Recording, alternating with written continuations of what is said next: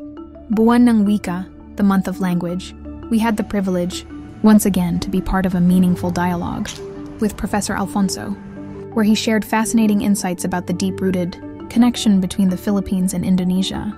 Long before colonizers arrived in Southeast Asia, there was already a vibrant network of trade, migration, and cultural exchange flowing freely across the region. The ancestors of today's Filipinos and Indonesians were already exchanging goods, stories, and traditions. We were not strangers. We were neighbors, partners, and even kin.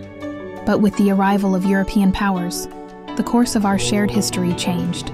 The Philippines fell under Spanish rule, while Indonesia came under Dutch control.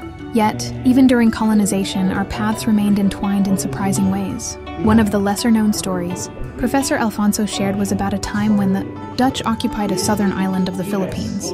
From Manila, under Spanish military rule, Filipino soldiers were captured and taken as prisoners of war to Batavia, modern-day Jakarta. These soldiers, referred to as Pampangos by the Dutch, eventually became elite guards in the colonial capital. Their legacy lives on to this day in Jakarta Utara, where a street still bears their name, Jalan Papango Raya. Some of these Filipinos later chose to stay in Indonesia, integrate with local communities, and over generations. Their identities were lost to time, but their influence quietly endured. Now, before we wrap up, I want to let you hear directly from Professor Alfonso himself, where he breaks down some of these historical connections in his own words. The Spaniards didn't even bother to illustrate Caracoa, but they kept on mentioning Caracoa in their documents. So we have to borrow illustration from Indonesia just to pick the imagination of our people. What is Caracoa? What's Caracoa looks like in the States? The logic of the historians in 2016.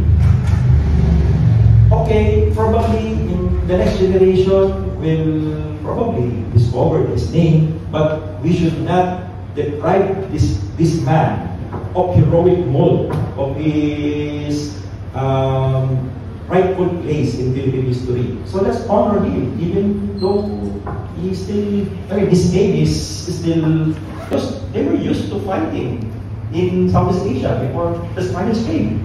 Here in Jakarta, there are numbers, there are several copper plates, akin to this one in the Philippines.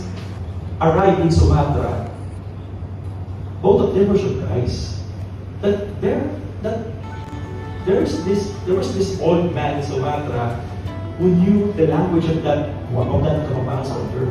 And look at the conversation. This is the claim of Father Pulim, which is important.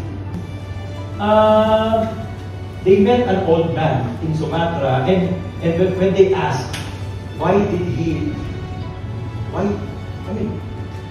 speak in the language of these people from Luzon?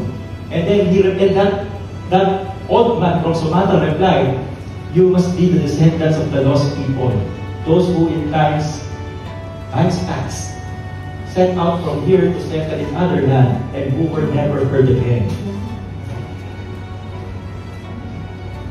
Those historians or scholars who are against the Kapampangan people often cite this account of Father Pulim to understand why the Kapampangan people are different from the Filipino people, why they are so loyal to the colonizers. So, upon reading this, they concluded because they were not Filipinos. Kapampangan are not Filipinos. They are from Sumatra. So, there is this mayor from Macabebe in 1899 when the Americans arrived to the town, and he reported the atrocities committed by the revolutionaries to these people.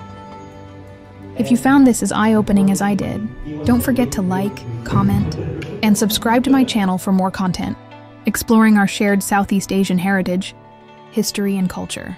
Maraming salamat and see you in the next video.